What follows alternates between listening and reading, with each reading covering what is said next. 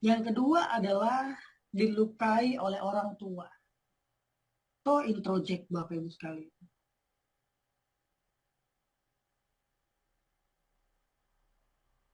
Saya hapus dulu ya. Oke.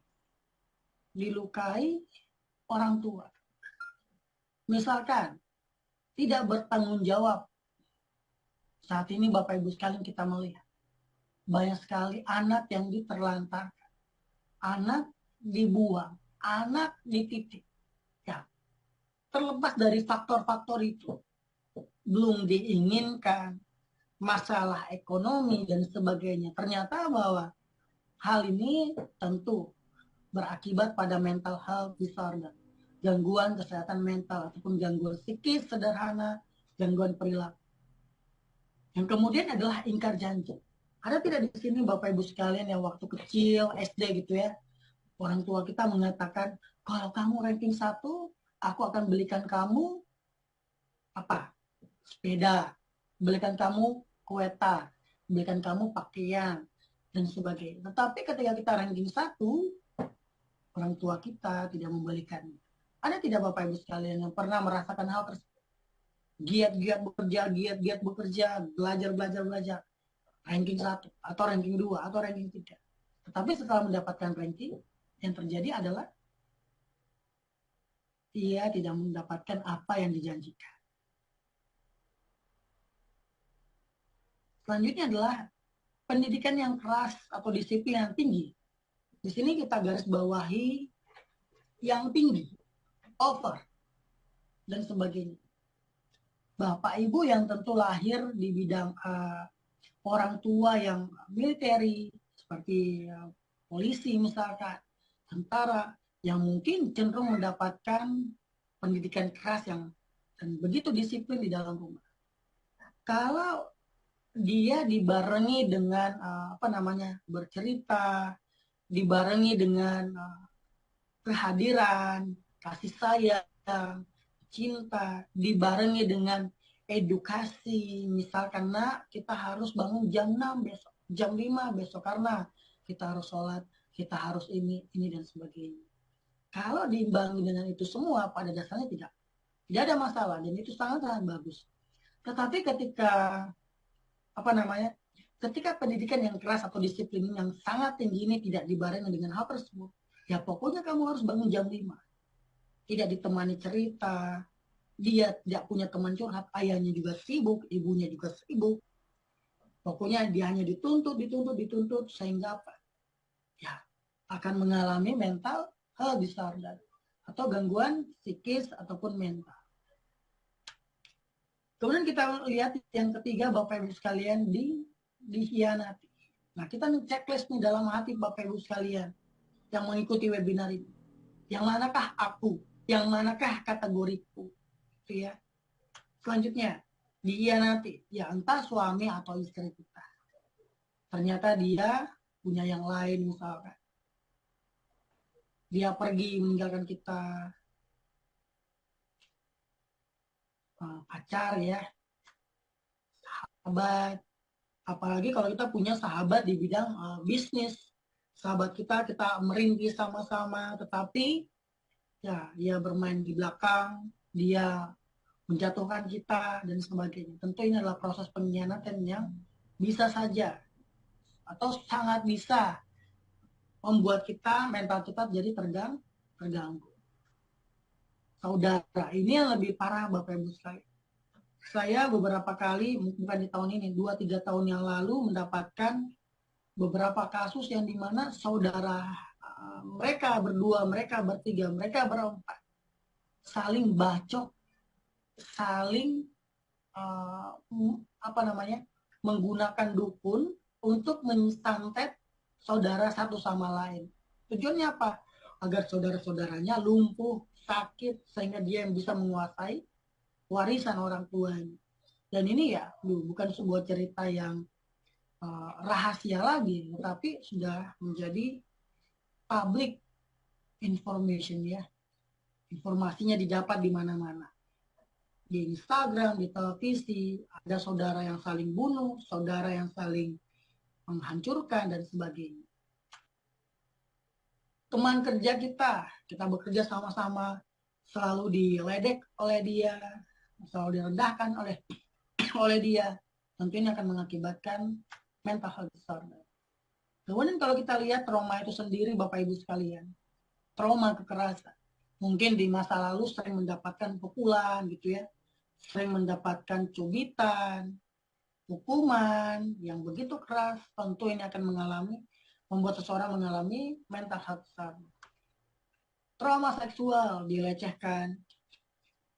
Di tahun lalu kami sering mendapatkan kasus-kasus mohon maaf vaginismus, Bapak Ibu sekalian, yang dimana mohon maaf daerah keintiman seorang perempuan itu tidak bisa berhubungan intim, tidak terjadi penetrasi. Kenapa? Karena ketika sang istri ingin melakukan ketika mereka ingin berhubungan badan, mereka sudah melakukan pemanasan foreplay dan sebagainya, tetapi ketika sudah tiba masa untuk memasukkan, sang wanita ini, sang istri ini kemudian mendorong sang suami ke belakang. Dia mengatakan sakit padahal belum masuk, belum terjadi penetrasi. Ketika kita mengecek di bawah sadarnya menggunakan kalimat-kalimat sugesti, misalkan dalam hitungan ketiga kita akan mundur ke masa lalu, masa di mana kamu pertama kali mengalami vaginisme, 1, 2, 3. Dia ingat, kita tanya-tanya, gimana kejadian awalnya, kamu sama siapa, apa yang terjadi, dia cerita. Ternyata kebanyakan dari mereka yang mengalami vaginisme mengalami kekerasan seksual di masa lalu. Ya bisa saja kasus klienku disekap di WC oleh guru olahraganya di masa lalu, dilecehkan oleh pacarnya, dipaksa untuk berhubungan intim dan sebagainya. Sehingga apa? Ketika ia sudah menikah, sudah punya kekasih halal, tetapi apa yang terjadi? Ketidakmampuan untuk melakukan hubungan intim secara normal. Traumatik, kecelakaan. Pernah kecelakaan, jatuh dari motor, tabrak pohon, patah tulang dan sebagainya. Sehingga apa? Terjadi sebuah traumatik. Kemudian trauma perampokan. Pernah dirampok gitu ya. Motornya pernah dicuri, ataupun ya teman bisnisnya membawa kabur uangnya, yaitu rampok yang termasuk rampok juga, Bapak Ibu ya. Nah, selanjutnya adalah perkataan yang menyakitkan. Waktu kita 1,5 jam saja ya. Perkataan yang menyakitkan, Bapak Ibu sekalian. Kita amati dulu apa saja yang membuat kita nantinya yang membutuhkan self healing. Atau bisa jadi juga kita mengecek diri kita. Aku sebenarnya sakitnya ada di mana? Karena banyak juga Bapak Ibu sekalian yang datang ke kita, mereka tidak tahu masalahnya apa. Tahu-taunya ya sedih saja, tiba-tiba nangis, tiba-tiba mudah emosi dan sebagainya. Tetapi ketika saya tanyakan mengapa itu semua bisa terjadi, mereka kebanyakan tidak mengetahuinya. Nanti ketika kita hipnoterapi, baru dah semuanya terungkap. Oh, ternyata pernah diginiin, pernah diperlakukan seperti ini, dan sebagainya. Pernah menerima perkataan yang menyakitkan. Bapak Ibu sekalian, ini untuk memperingatkan diri saya dan Bapak Ibu juga sekalian, bahwa sebaiknya kita harus berhati-hati dalam berbicara, berkomunikasi, mengetik. Dalam bermedia sosial, internet, dan sebagainya. Saya pernah mendapatkan sebuah kasus, Bapak Ibu sekalian.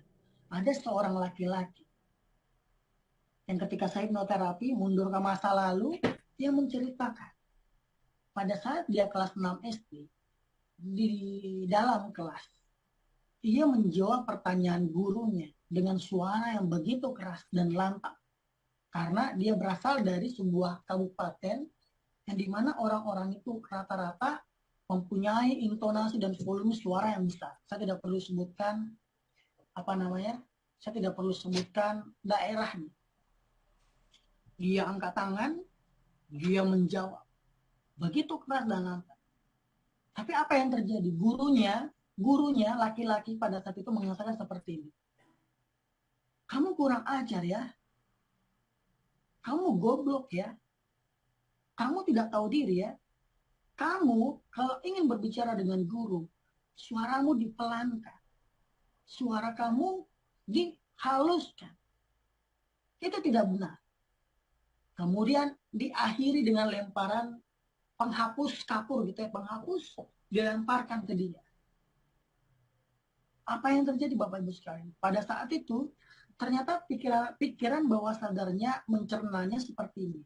Oh, suara yang keras, tegas, itu tidak diperbolehkan.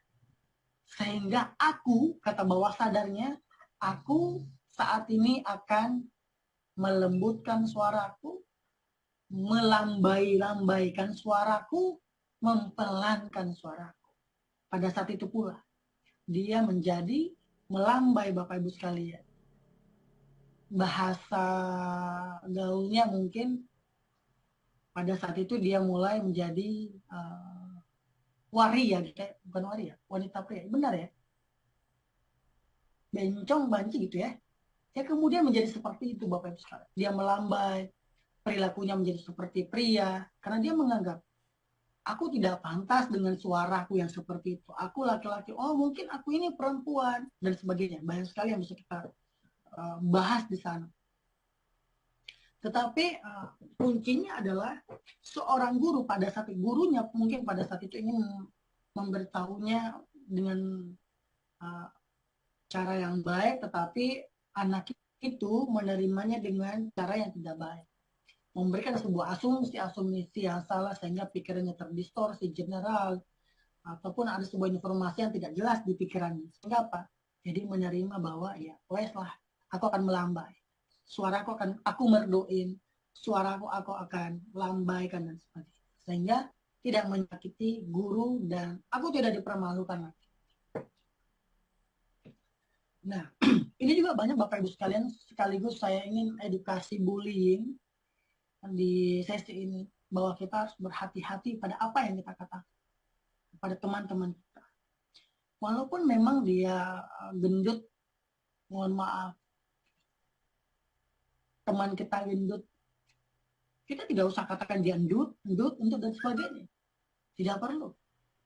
Mungkin bagi kita ini hanya candaan, bagi kita ya itu adalah sebuah proses pertemanan yang biasa. Gitu ya.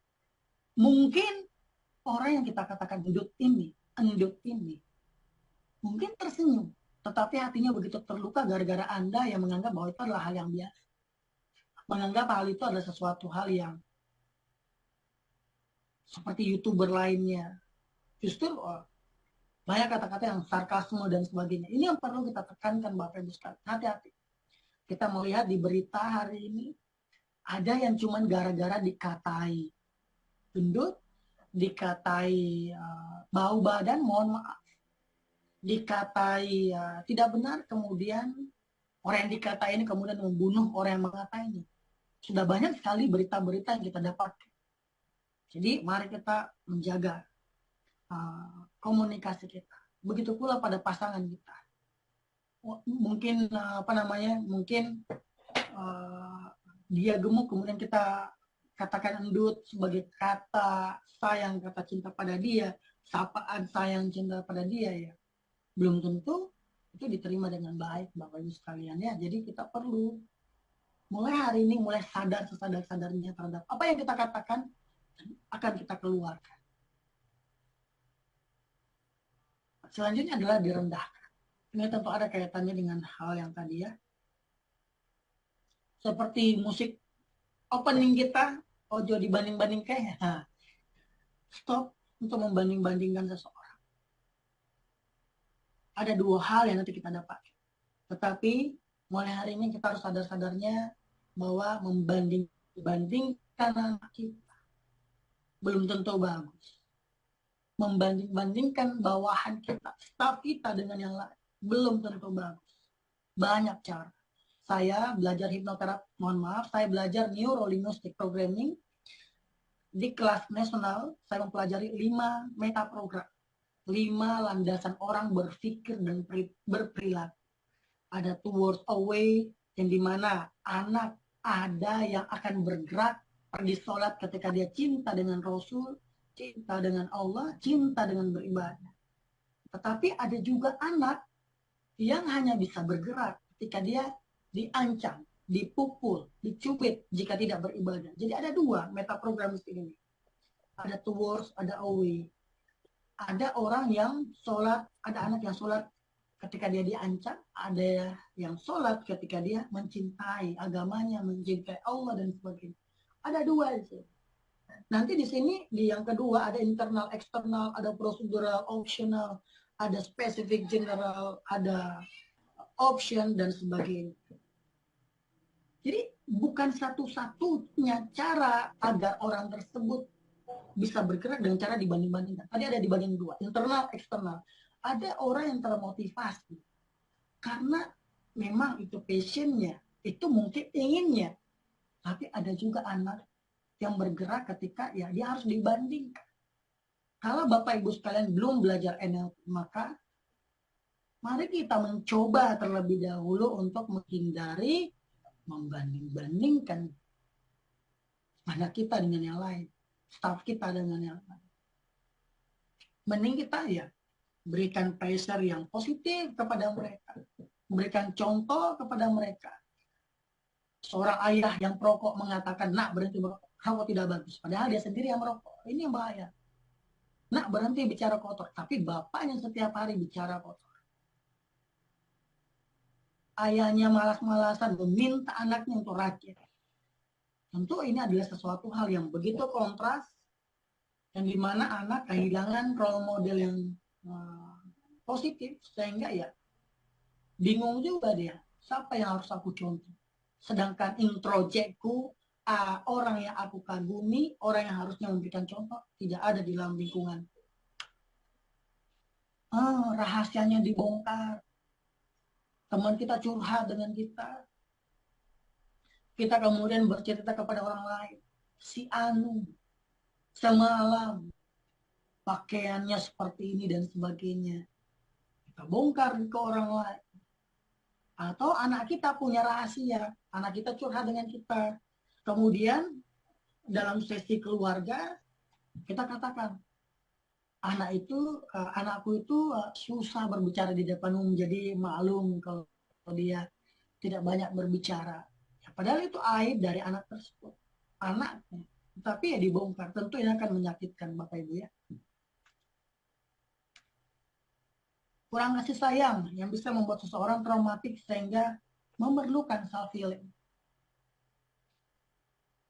Orang tua meninggal, wah ini tentu ada hal yang menyakitkan.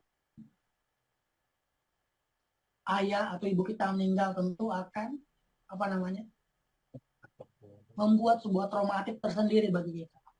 Sebenarnya bukan fisiknya yang meninggalkan kita dalam teori ya, teori kedukaan.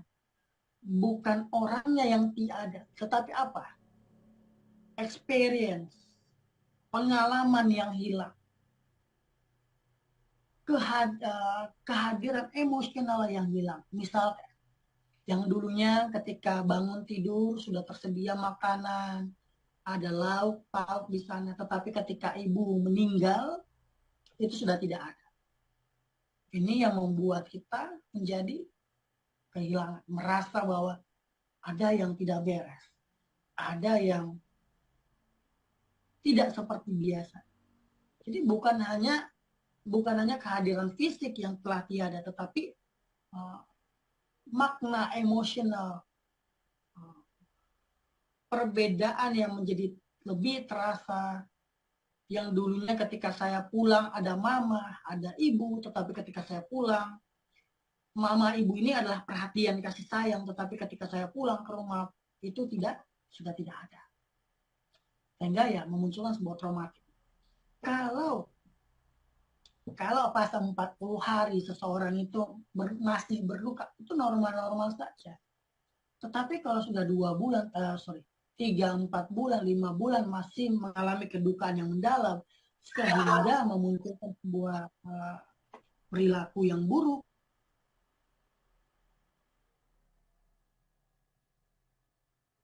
Misalkan, saya pernah mendapatkan sebuah kasus, seorang ibu yang menunggu 10-11 tahun anaknya lahir, ketika lahir, anak itu meninggal di usia 2 tahun. Apa yang terjadi? Wah, kalau kita pasti akan mengalami sebuah traumatik yang begitu luar biasa. 10-11 tahun ditunggu. Tapi ketika lahir, anak itu wafat dalam usia 2-3 tahun. Tentu ini sangat-sangat menyakitkan bagi kita. Klien ini pun yang terjadi adalah selama 1-2 tahun, baju anaknya, baju bayi gitu ya, baju bayi itu dia letakkan di kantongnya. Dia letakkan di kantong, kemanapun dia pergi, baju bayi itu, anak yang telah meninggal, bajunya itu selalu dimasukkan ke dalam kantong. Jadi kelihatan di kantong itu menjadi apa ya, seperti ya baju gitu ya, baju yang bergelantungan dan sebagainya. 2-3 tahun dia mengalami depresi yang luar biasa. Dia datang ke kami, saya mengatakan bahwa ibu harus ke psikiater terlebih dahulu. Kami tidak bisa melakukan hipnoterapi kepada ibu sebelum ibu ke psikiater. Kebetulan dia tidak lewat WA, tapi langsung datang ke tempat saya. Tentu sebagai seorang hipnoterapis yang memegang penuh kode etik, tidak akan melakukan terapi yang begitu saja. Saya meminta dia ke psikiater. Saya minta rujukan psikiater itu kalau kamu, ibu, klien ini bisa saya tangani sebagai hipnoterapis selama tidak ada ya. Selanjutnya adalah keluarga bercerai. Ada di sini yang keluarganya broken home, Bapak Ibu sekalian. Tentu ini sangat-sangat susah untuk menjalani kehidupannya. Yang pertama, kita akan secara otomatis, autopilot, secara indirect kita membandingkan diri kita dengan orang yang memiliki keluarga yang utuh secara tidak langsung. Dan ini tentu mengganggu mental. Kita pergi wisuda, kita lihat orang tua sana ada gitu ya, harmonis, tapi kita cuma ditemani ibu. Ayah tidak ada, ayah sedang menikmati ya, hidupnya dengan perempuan lain di sana. Ibu menikmati hidupnya dengan suami orang lain misalnya. Tentu ini menjadi sebuah problem di dalam diri kita. Orang tua sibuk, tidak ada waktu untuk anak. Klien selanjutnya, ayahnya seorang polisi, intel, tapi tidak semua ya, saya tidak mengeneral gitu ya. Disclaimer dulu. Ada seorang klien anak, orang tuanya intel, yang dimana dia pergi bekerja di jam 8 malam, pulang di jam 8 pagi. Ibunya adalah seorang dokter yang berangkat dari jam 8 pagi sampai jam 6 malam. Intensitas mereka bertemu sangat-sangat. Sehingga anak ini sudah tidak tahu di mana dia harus mengadu, dia harus bercerita, dia sudah tidak tahu. Sehingga pernah suatu masa di mana dia pernah sakit, Bapak Ibu sekalian, dan dia begitu bahagia. Pertama kali dalam hidupnya, dia merasa hidup, dia merasa bahagia. Kenapa? Karena orang tuanya berkumpul. Orang tuanya berkumpul hanya ketika dia sakit. Coba bayangkan Bapak Ibu ya. Sehingga apa? Bawah sadarnya, bawah pikiran bawah sadarnya mengeluarkan sebuah konsep yang harus di-enter, yang harus diiyakan, yang harus dijalankan apabila kesepian. Jadi terbentuk sebuah konsep di sana. Jika aku membutuhkan kasih sayang, perhatian, maka aku tinggal sakit. Sakit adalah kunci orang tuaku bertemu. Sakit adalah kunci di mana aku mendapatkan kasih sayang. Sehingga apa yang terjadi? Anak ini ketika membutuhkan perhatian, ya dia sakit.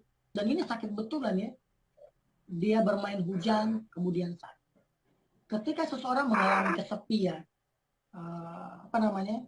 kesepian, tidak diperhatikan, tidak mendapatkan kasih sayang, apa yang terjadi?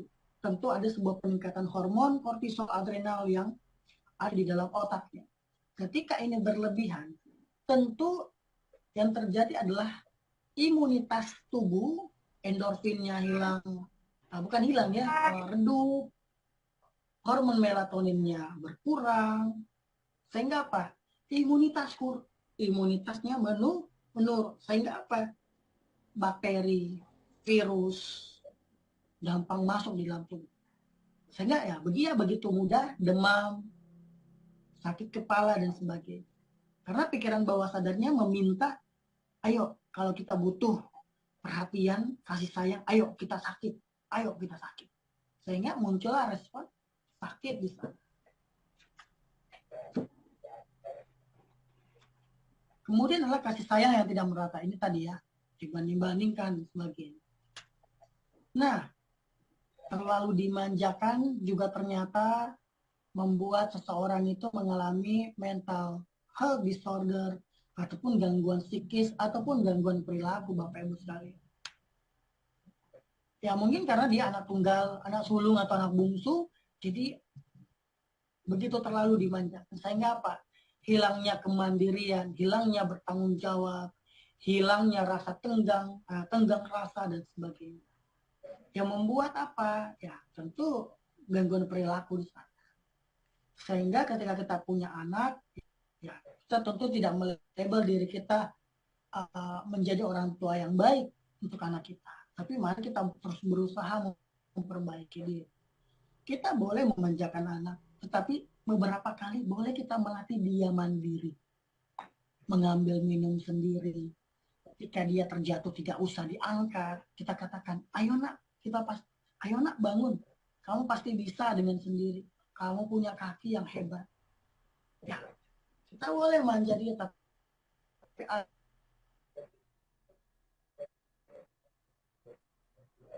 ajarkan mereka untuk mandiri. Banyak sekali exercise gitu ya. Kalau aku punya anak, aku akan manjakan dia, aku tidak akan memperlakukan dia seperti ibuku memperlakukan diriku. Sehingga apa? Begitu memanjakan anak. Anak yang beli ini, dia. Anak beli ini, dia. Anak tidak reaksi yang tidak normal.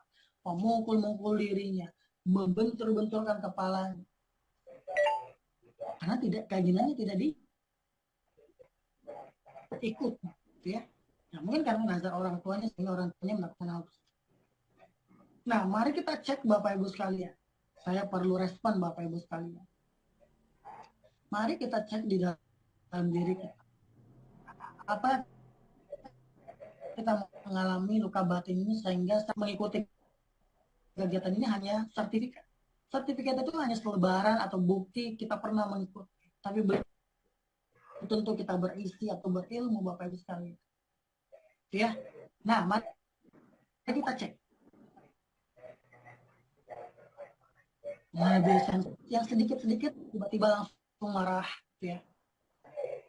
Baru disenggol sedikit langsung marah, tapi dia sadar, ya. Sadar sekali dia. Kalau dia sedang, dia sebenarnya hal-hal yang biasa, tapi karena dirinya tidak mampu menerima, jadi sensitif. Kemudian overthinking. Baru saja suaminya ini pergi dari rumah 5 menit, kemudian ditelepon. Bang, ada di mana bang? Bang, ada di mana bang? 10, sudah ditutup, kemudian 10 menit lagi ditelepon lagi. Bang, sudah di mana bang? Kamu tidak selingkuh kan? Kamu tidak sama dengan laki-laki perempuan lain kan? Terus overthinking terjadi di sana. Sehingga apa yang terjadi ya? Dan sekali gangguan mental, gangguan fisik, apalagi yang disebabkan karena overthinking. Jangan sampai aku gagal di bisnis selanjutnya. Jangan sampai aku invest, aku gagal. Jangan sampai. Overthinking. Mati rasa, tidak peduli dengan lingkungan, bahkan perasaan sendiri.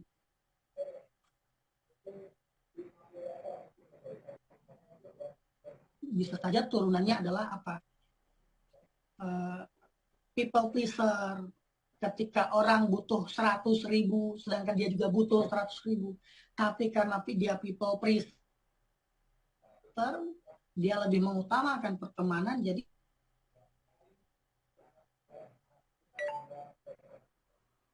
uang 100-nya dikasih orang. Dia relakan perasaannya sendiri. Jadwal tidur yang berantakan, biasanya tidurnya 5 jam sehari semalam, 7 sampai 8 jam sehari semalam, tetapi karena mengalami luka batin, traumatik, sehingga ya, insomnia, gangguan tidur, merasa sesak dan tidak mempunyai tujuan hidup. Pokoknya bangun tidur, mandi, sholat, kerja, tidur, gitu-gitu saja.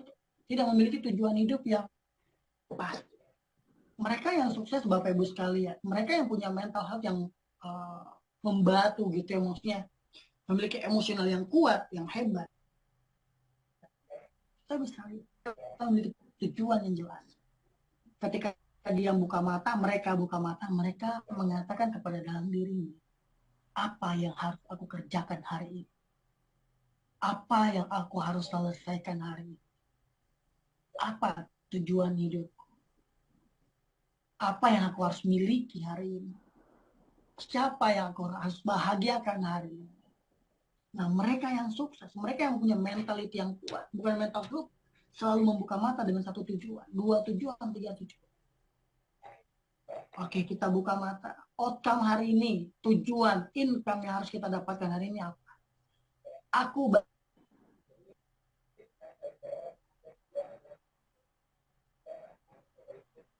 bangun tidur sebagai itu. Aku harus pernah kena luka batin.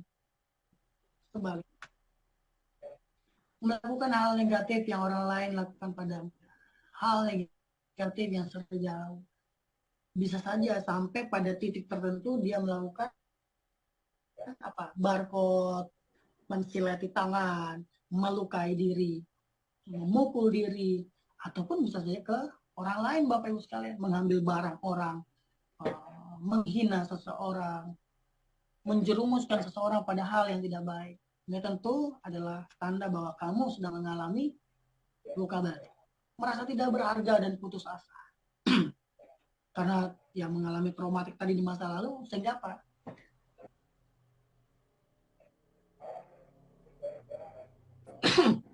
Aku ketika kecil sudah didengar, aku merasa tidak berharga. Aku merasa putus asa, sulit memaafkan dan mempercayai orang lain. Ya. Tidak ada trust issue. Sulit memaafkan.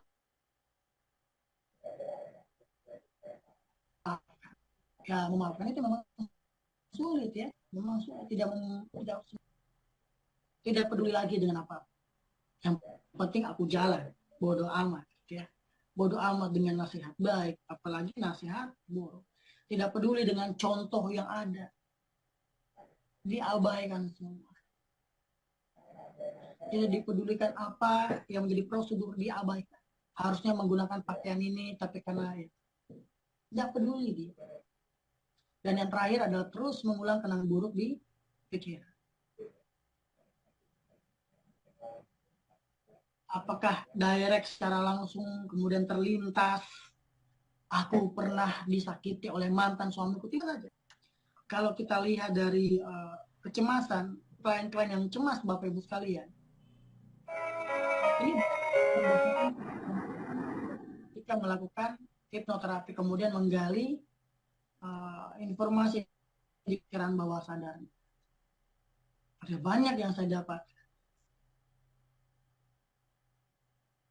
Yang pertama adalah pernah mengalami kekerasan fisik sehingga di masa depan, masa saat ini mengalami traumatik atau cemas berlebih ya.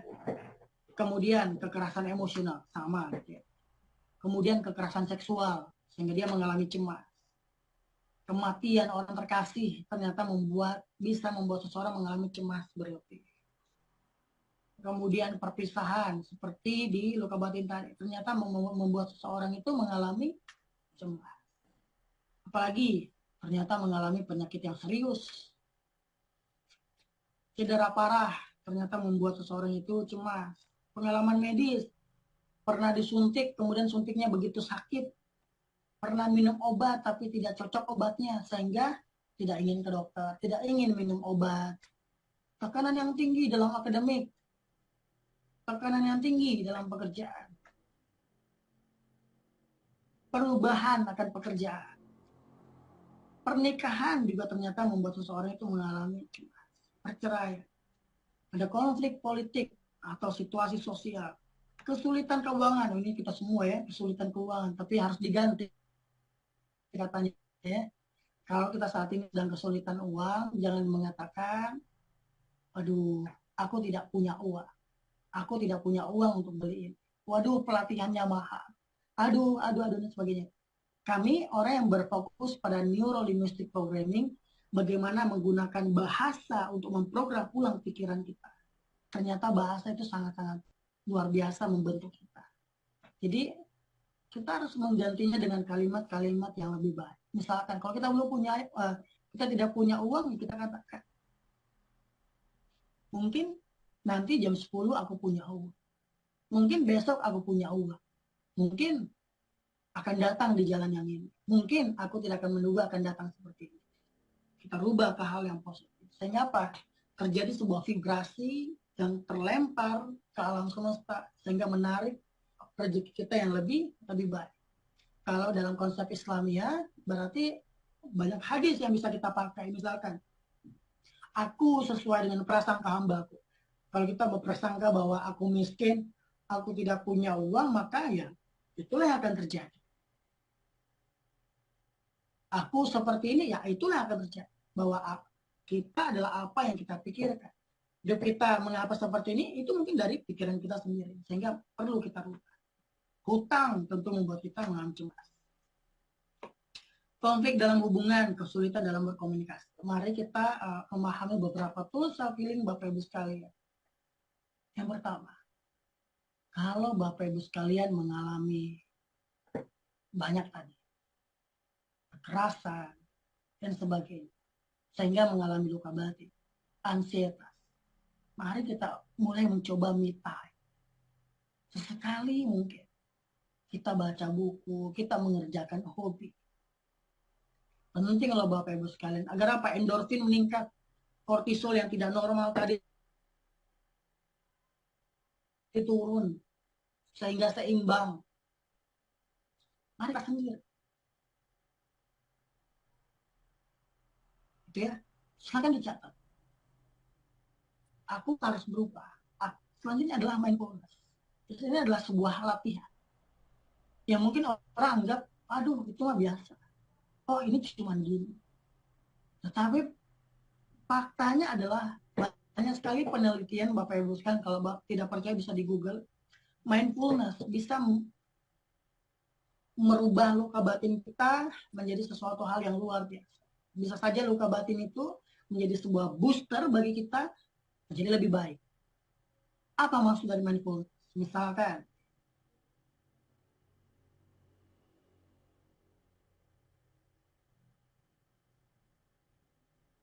nah kita nih belajar satu-satu Pak, treatmentnya Bapak Ibu sekalian.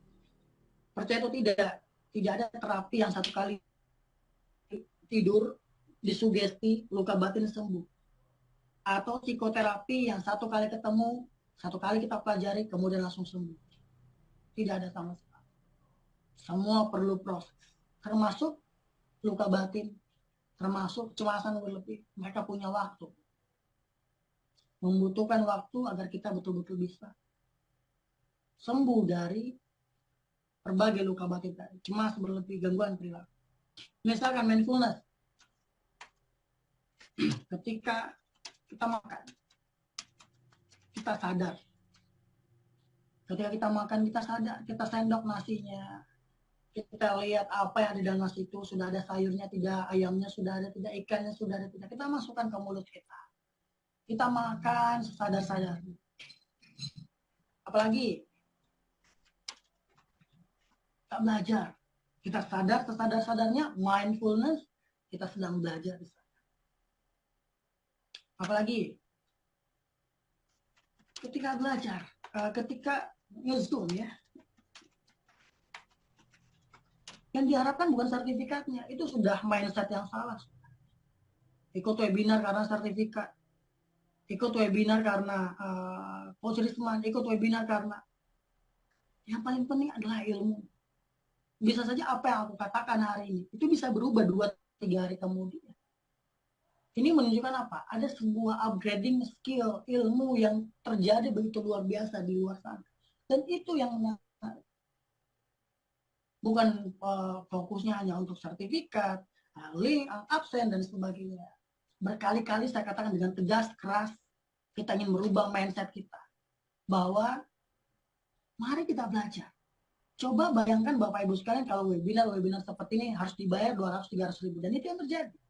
Kenapa kita gratiskan? Karena kami berpikir kami adalah hipnoterapis juga ingin menjadi garda terdepan mental health. Kami ingin menjadi garda terdepan. Bahwa kami juga ingin menunjukkan skill, menunjukkan pengetahuan kami untuk apa? Tidak ada lagi kasus bunuh diri. Tidak ada lagi orang. Jadi perpanjangan lidah kami bahwa apa yang kami sampaikan, Ibu Bapak bisa sampaikan ke siapapun. Sehingga kita terus menggratiskan ilmu-ilmu mahal seperti mahal sekali Bapak Ibu sekalian. Coba lihat webinar-webinar 100 ribu hanya untuk belajar seperti ini. 200 ribu hanya untuk diskusi seperti ini, ketemu dengan para pakar, para konsultan, dan sebagainya. Sekali lagi, kita ingin jadi garda terdepan. Sehingga kenapa kita terus menggratiskan? Walaupun kami sudah dicecar banyak banyak senior-senior, banyak orang. Mengapa kamu selalu menggratiskan? Ya, kami katakan, ini untuk Indonesia. Rezeki itu ya banyak jalurnya gitu ya. Nah, mari kita fokus. Ketika kita sedang belajar, kita fokus. Kita mencoba fokus. Kalau ngantuk ya sudah tidur saja. Ya, ada rekamannya. Kalau kita sedang belajar, membaca buku, kita ngantuk, nggak usah dipaksa. Tutup saja, tidur dulu. Baru kita mulai lagi. Apalagi mindfulness-nya. Ketika berjalan, kaki, kita sadar sesadar-sadarnya sedang jalan.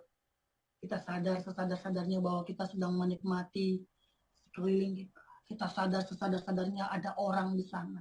Kita sadar sesadar-sadarnya wajah mereka senyum. Sadar sesadar-sadarnya wajah mereka sedang fokus dengan berjalannya. Ya. Dan banyak lagi mindfulness, sadar sesadar-sadarnya. Ini kunci dari mindfulness. Silakan catat.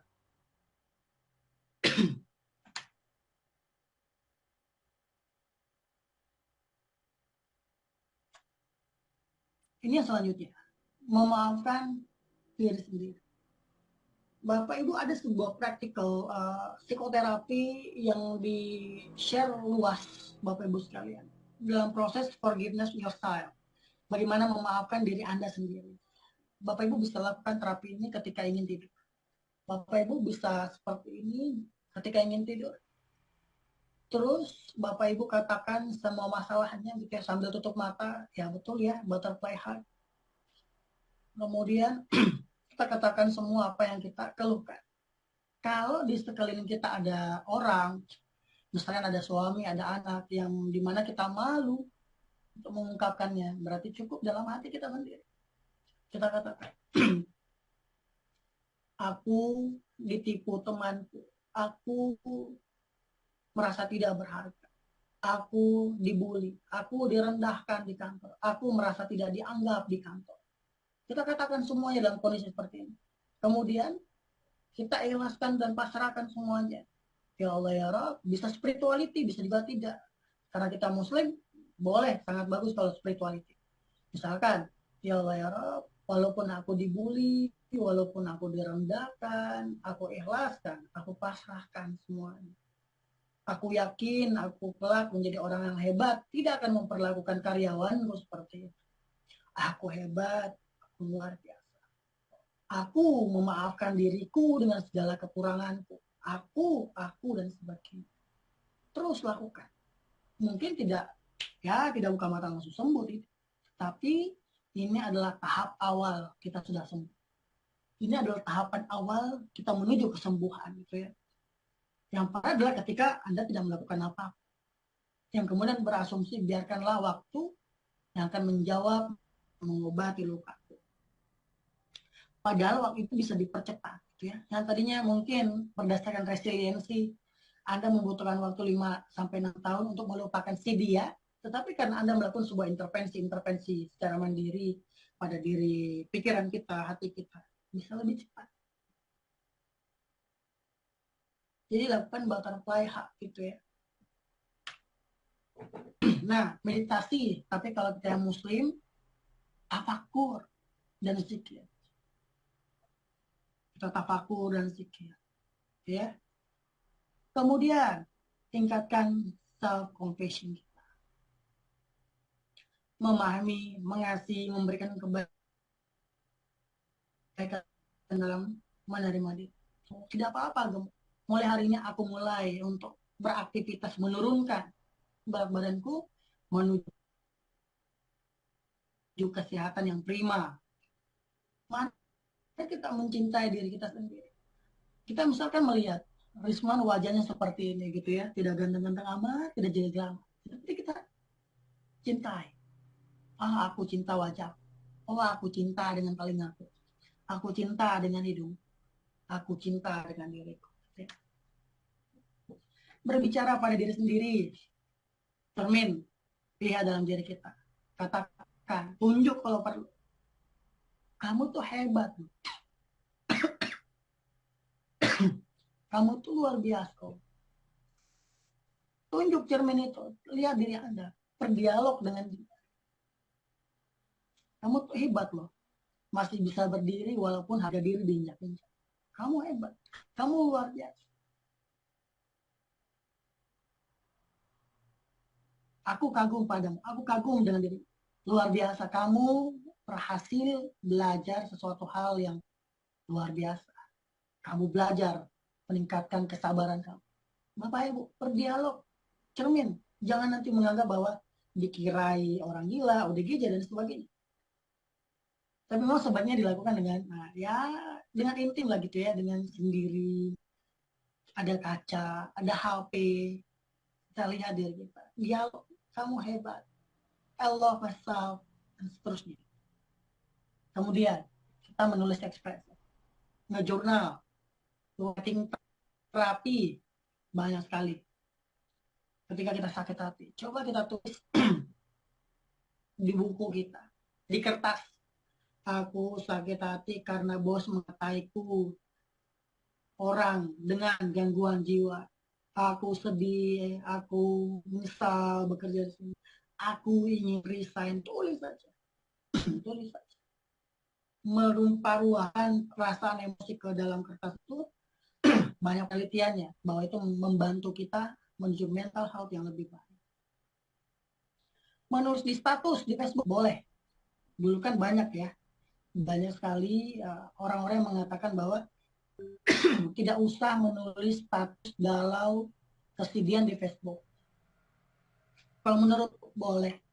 Kalau menurutku, jika itu menurutmu baik, lakukan saja. Lakukan saja.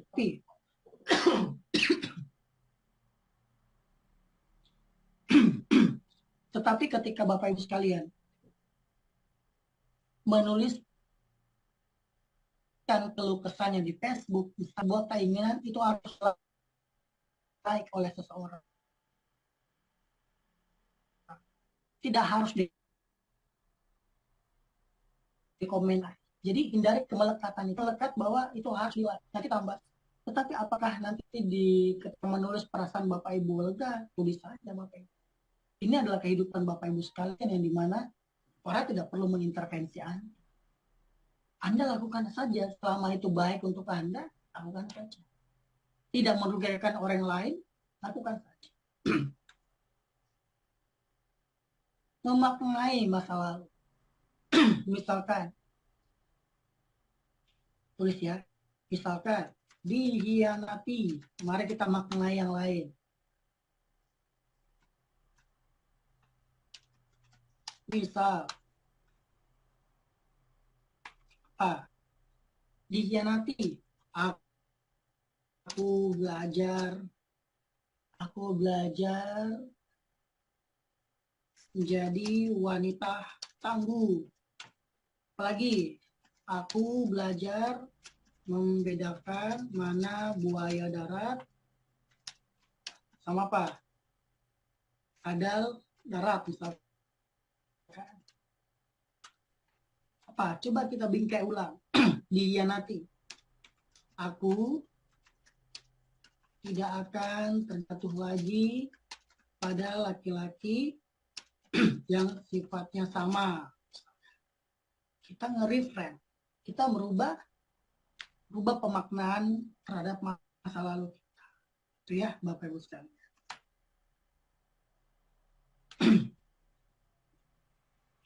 Nah, mari Bapak Ibu sekalian, kita masih punya waktu 10-15 on-cam. Jika ingin on-cam,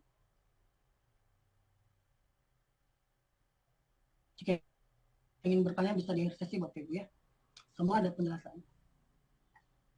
Sekarang mari kita melakukan healing bareng-bareng Bapak Ibu sekalian dengan menggunakan teknik visualisasi. Banyak penelitian risetnya. Kita akan melakukan visualisasi. Kita akan melakukan self healing bersama-sama. Sebelumnya saya ingin Bapak Ibu sekalian on cam. Kita akan masuk pada proses self healing secara bersama-sama gitu ya. Silakan mengambil jilbabnya jika belum berjilbab atau mencari lingkungan yang lagi pas.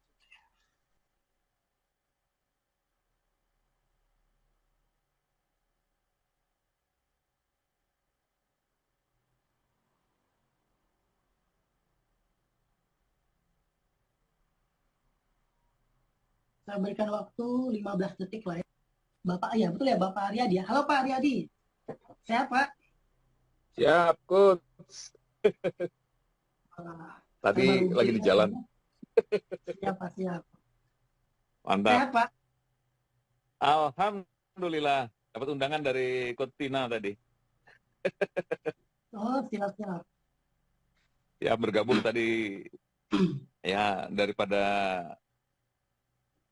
kosong ya, ikut join nih.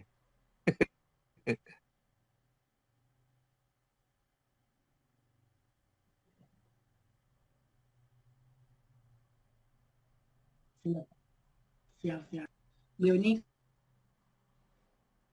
Perkumpulan Hipnoterapi Profesional Indonesia, Ketua Wilayah Kota Parepare, Sulawesi Selatan.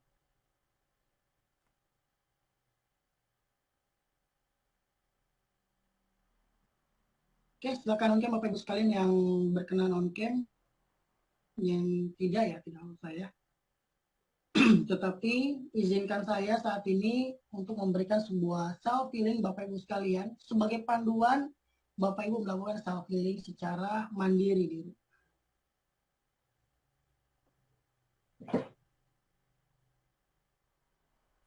Izin, Coach. Kalau on cam kayaknya lebih asik deh.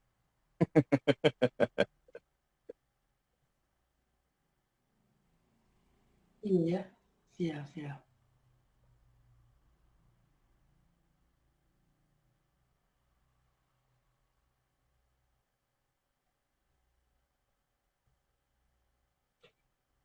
Oke, sudah ya.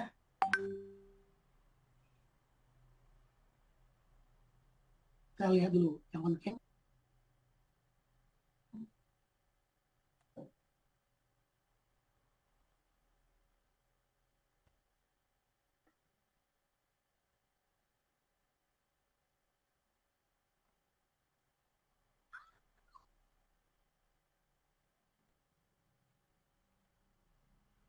Nah, teknik ini Bapak Ibu sekalian bisa Bapak Ibu terapkan di rumah secara mandiri. Jangan hanya 1 kali 2 kali, karena yang namanya luka batin itu ataupun menjadi sebuah traumatik justru akan membuat kita ya susah juga kalau bukan hanya 1 kali 2 kali ya, intens. Bahkan beberapa gangguan mental psikis memerlukan 1, 2, 3 tahun untuk mengkonsumsi obat Bapak Ibu sekalian. Bisa kedengaran Bapak Ibu sekalian ya, sedikit dari musiknya untuk memandu kita. Sekarang, oke, terima kasih banyak yang sudah on cam. Nanti mungkin bisa di screenshot oleh panitia ya yang on cam sebagai bentuk apresiasi kita. Sekarang saya ingin memastikan terlebih dahulu, apakah suara saya jelas? Jelas, Coach. Jelas ya. Terima kasih banyak. Silakan, ya, close your eyes all. Mari kita tutup mata kita bersama-sama.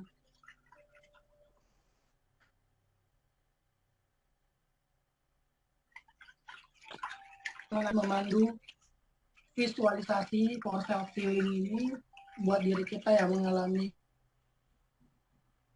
tekanan batin, tuntutan hidup yang berubah. Pejamkan mata Bapak Ibu sekalian.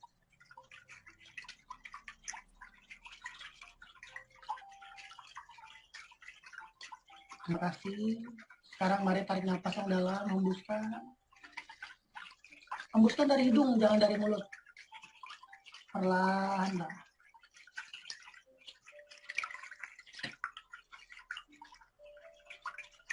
Mari kita ulangi, tarik nafas dari hidung. Hembuskan dari hidung juga. Dari hidung perlahan. Hembuskan. Abaikan saja kiri dan kanan, karena mereka tentu tidak menginginkan atau bodoh amat dengan Anda. Maka dari itu bodoh amatlah dengan mereka. Dengan cara fokus pada nafas. Fokus pada apa yang saya katakan. Rilekskan kepala, leher, pundaknya.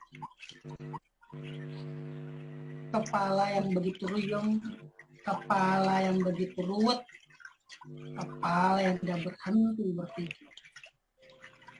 Untuk sejenak, istirahatkan. Katakan, wahai kepalaku, istirahatlah sejenak. Istirahatlah.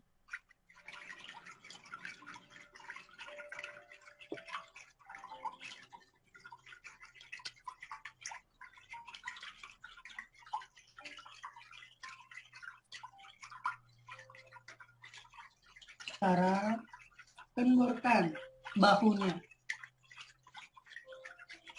otot-otot bahu.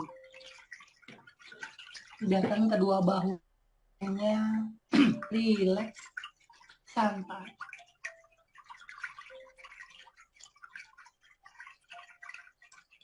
Katakan, wahai bahuku,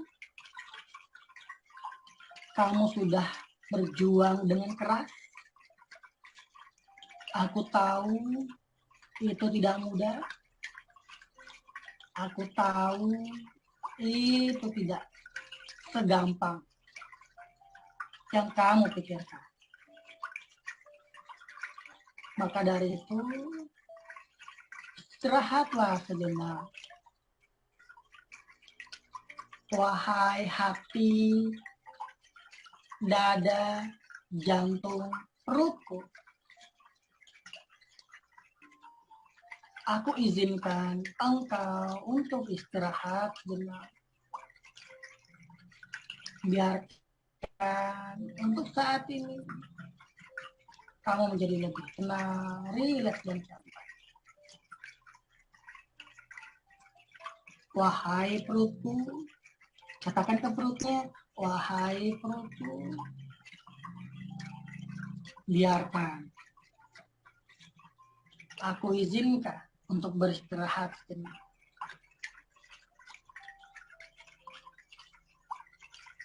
Wahai pinggang dan punggungku, aku izinkan engkau untuk rileks. Sudah begitu banyak beban, sudah begitu banyak luka, tanggung jawab yang harus kita penuhi. Tapi untuk saat ini, aku izinkan engkau untuk istirahat sejenak. Paling 5-10 menit. Wahai paha, betis, pergelangan kaki, telapak kaki, hingga ke jari-jari tangan. Aku izinkan engkau untuk istirahat sejenak. Aku izinkan engkau untuk berdamai sejenak.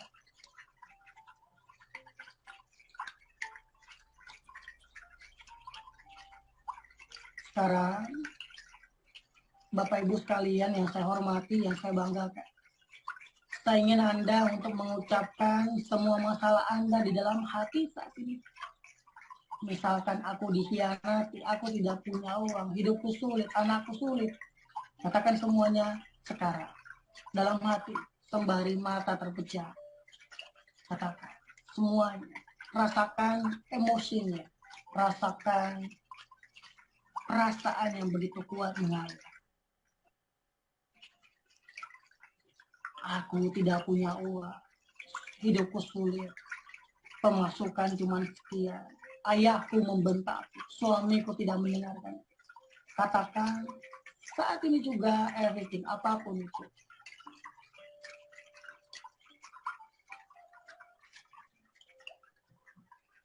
Katakan sampai saya katakan stop, katakan secara terus menerus.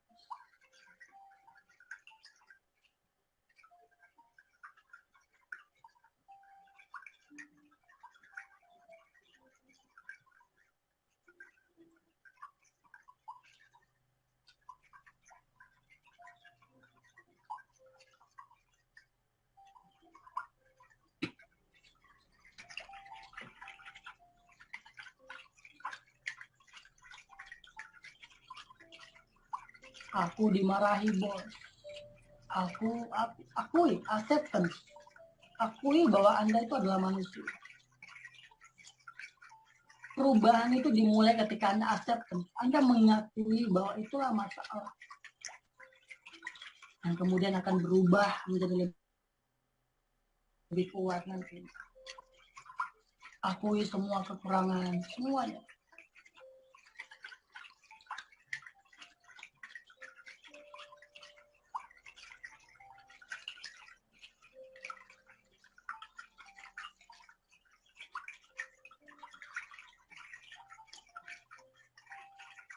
Anda adalah manusia yang punya hati, yang ketika kita terluka, Anda merasa sakit, itulah manusia.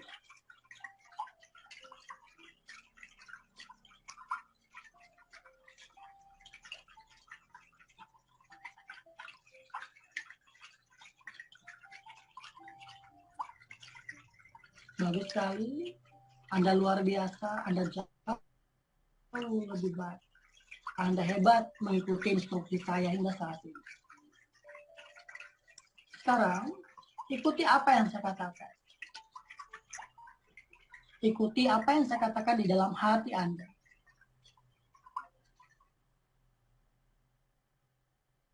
Saya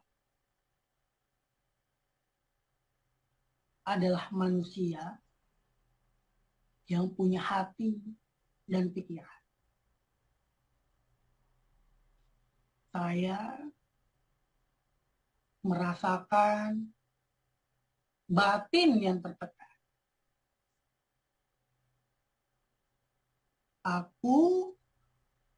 Saya ikhlas dan pasrah atas semua keadaan. Aku menerima semua masalah ini dengan lapang dada. Hatiku saat ini perlahan-lahan membesar, meluas. Aku menerima masalah itu dengan lapang dan hati yang begitu luas. Aku ikhlaskan, aku pasrahkan semua masalahku terjadi.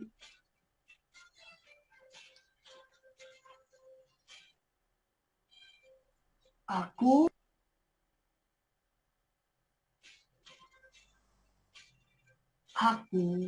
yang sayangi diriku.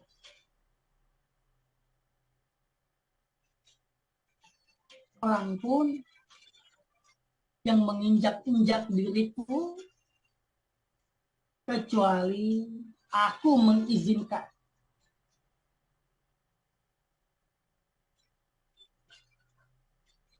Aku kuat, aku tangguh. Tidak ada yang bisa menghinaku, merendahkanku ketika aku tidak mengizinkan.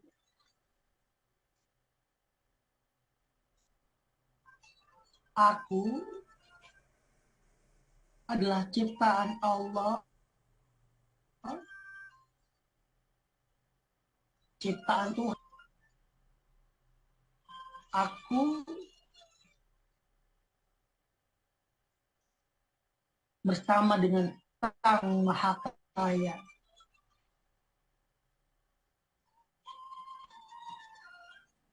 Aku tidak perlu bersedih. Hatiku tidak perlu hampa. Tidak perlu hampa. Karena ada Allah, ada Tuhan yang melihat aku bersama Sang Maha Kaya. Aku bersama dengan Sang Maha Kuat. Aku hebat, aku tangguh. Tidak peduli masalah ini seberat apa, sekuat apa, aku bersama Sang Maha Besar saat itu. Aku tidak mengizinkan siapapun untuk menghinaku, merendahkanku, mengkhianati. Apapun itu, aku bangkit. Mulai hari ini, aku luar biasa. Aku hebat, aku sembuh. Akan kubuktikan pada mereka, pada siapapun. Tidak peduli. Begitu beratnya, tidak peduli. Begitu jauhnya, kaki ini akan terus berjalan. Jalan hebat, berjalan tangguh. Aku meyakini dunia yang singkat ini tempat aku capek, lelah. Aku menyadari inilah dunia dengan segala macam fata morgananya, dramatisasinya. Satu hal yang harus aku tahu, aku hebat, aku tahu di dekapan Maha Kuasa. Luka batinku mengajarkanku untuk menjadi pribadi yang luar biasa. Traumatiku mengajarkanku bijaksana dan kuat. Aku tangguh, aku hebat. Aku bisa bangkit. Hari ini aku bangkit. Hari ini, detik ini, aku bisa menjadi lebih baik mulai hari ini, detik ini, dan seterusnya. Bapak Ibu sekalian, tarik nafas yang dalam, membuskan. Tarik nafas yang dalam dari hidung, keluarkan dari hidung. Sekarang bayangkan Bapak Ibu telah meraih apapun yang ingin Anda raih. Bayangkan. Kami memaknai letuk memanina patojokta, artinya start before you start, finish before you finish. Sebelum kita memulai sesuatu, kita harus sudah selesai di dalam pikiran kita. Ketika kita ingin sesuatu, beli mobil, beli ini, bayangkan kita sudah memilikinya. Maka dari itu Bapak Ibu sekalian, mari kita bayangkan apapun yang kita inginkan telah terjadi. Semoga ini adalah impian kita, ini terwujud, kita dipertemukan oleh orang-orang yang akan mewujudkan, membantu kita mewujudkannya tentu atas kehendak. Mari kita membayangkan apa yang kita inginkan telah terjadi. Harga diri kita kembali ada di atas. Nah, bayangkan itu terjadi. Anak kita ingin jadi dokter, tidak punya uang, bayangkan dulu. Dia sudah jadi dokter. Apapun itu, 1, 2, 3, berikan gambar yang sangat jelas. Dengarkan dan rasakan.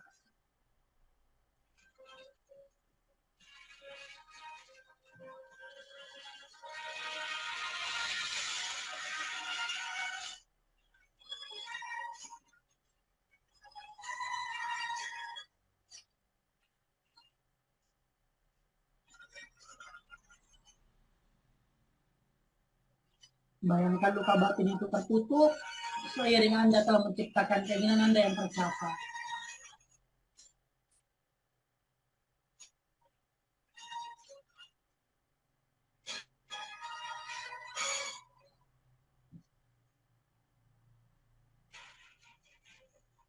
Bagus sekali.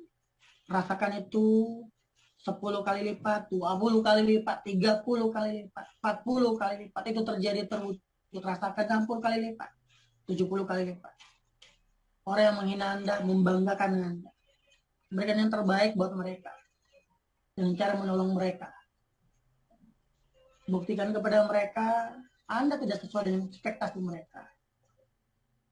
Sudah saatnya Anda bangkit. Saya akan menghitung 1 sampai 5. Hitungan kelima, buka mata Anda dengan perasaan fighter. Siap bertarung. 1, tarik nafas yang dalam. Hembuskan lewat hidung. Keluarkan semua energi negatif ketika Anda hembuskan nafas. Tarik nafas, tarik energi positif. 1, 2, 3, tarik nafas. Hembuskan. 2, rasakan tubuh Anda menjadi begitu sehat. 3, rasakan tubuh Anda kembali bangkit. Hati Anda menjadi lapang, menjadi begitu kuat. 3, rasakan kekuatan itu muncul. Ketika Anda nanti terbangun, buka mata, Anda bisa tidur secara baik. Bangun dengan fighter, menjadi petarung yang hebat. 4, rasakan tubuh Anda menjadi begitu sehat, begitu kuat, begitu fit. 4 dan 5, buka mata pelan.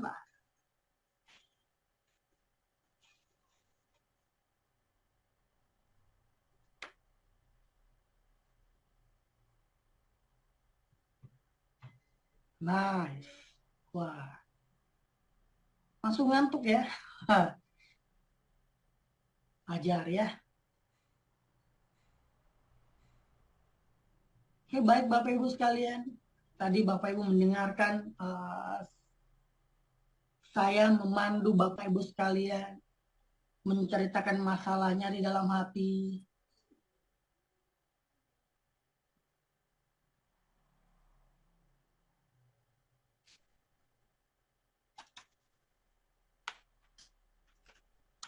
Bapak menceritakan kemudian apa?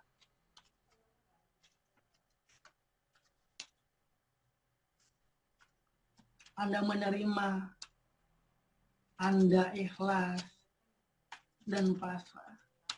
Kemudian apa? Anda melakukan future page. Anda sedang memvisualisasikan. Anda memvisualisasikan gambaran mental masa depan.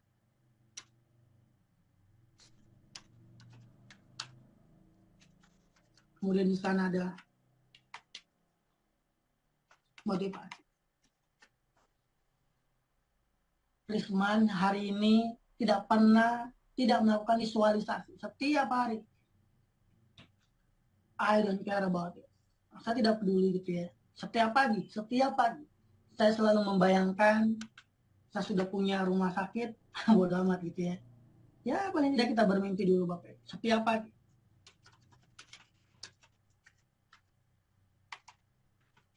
Risman Aris Hospital atau keinginan impian kami di sini ya, ingin membangun sebuah rumah sakit setiap hari selama 11 tahun saya konsisten dengan hal ini, sehingga saya bertemu dengan orang-orang hebat, membuatkan saya tempat praktek satu ke tempat praktek berikutnya, sehingga punya tempat praktek sendiri, punya uang sendiri, ikut sertifikasi hipnoterapi yang 40 juta, 30 juta, yang terakhir 60-an juta. Berawal dari visualisasi tanpa bantuan orang tua, tanpa bantuan pemerintah. Ini tentu bantuan Allah Subhanahu wa taala. Bahwa ketika kita konsisten, termasuk luka batin kita, self healing kita lakukan self healing. Tidak peduli Anda dari mana, Anda lahir dari mana. Ketika Anda sudah menetapkan impian setiap bangun pagi, visualisasikan. Visualisasikan setiap hari. Saya membayangkan hal ini. Setiap hari. Membayangkan punya ini. Ya. Lakukan secara terus-menerus, konsisten. Anda akan mencapai apapun yang Anda ingin. Rasa sakit di sana, keringnya di sana, direndahkan di sana. Anda cukup tutup telinga, ketika itu baik Anda buka sedikit, tetapi ketika tidak baik Anda tetap tutup gitu ya. Dan fokus, itu yang utama. Anda fokus. Oke, Bapak Ibu sekalian, terima kasih banyak sudah mengikuti materi ini. Anda sudah memahami banyak sekali traumatik di masa lalu. Kenapa orang cemas berlebih, mengapa mereka takut akan kematian berlebih, takut kegagalan. Anda sudah belajar semua.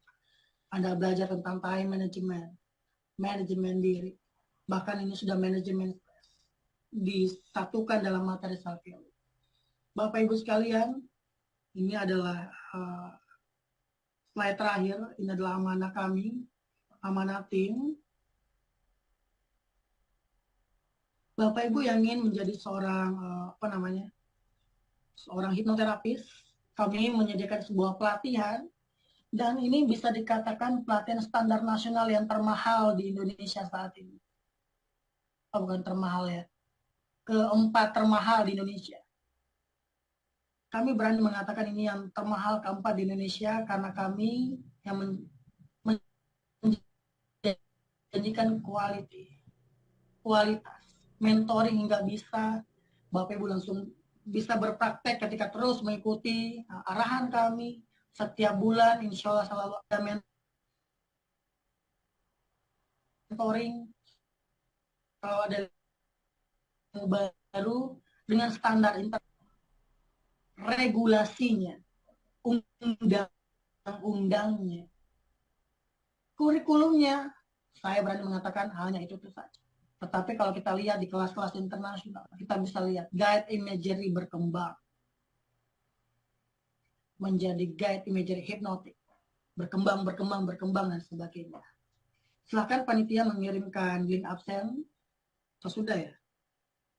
Silakan yang tadi sudah menantikan absen, silakan isi absennya.